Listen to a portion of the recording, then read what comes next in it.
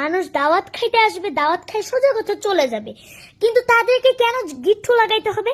আজকে আমার মার একটা ফ্রেন্ড আসছিল, ফ্রেন্ডের সাথে একটা গেদা বাচ্চা আসছিল।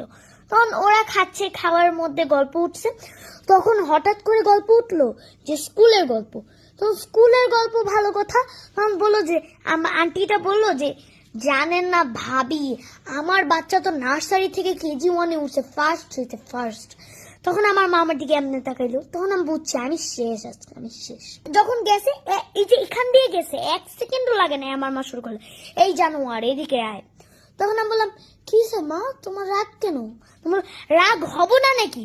ওই বাচ্চার থেকে শিখ, আমার ফ্রেন্ডের বাচ্চা এই যে নার্সারি থেকে কেজি 1-এ উঠছে, ফার্স্ট হয়েছে।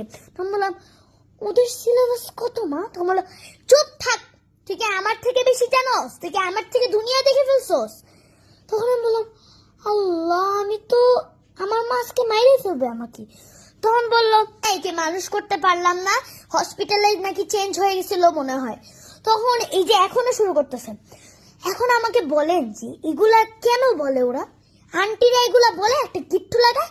এখন কেউ আসলে আমি ট্রমাটাইজ হয়ে যাই আর কি, মানে এমন একটা সিচুয়েশনে পড়ি, মানে যেটা এক্সপ্লেনই করা যাবে না।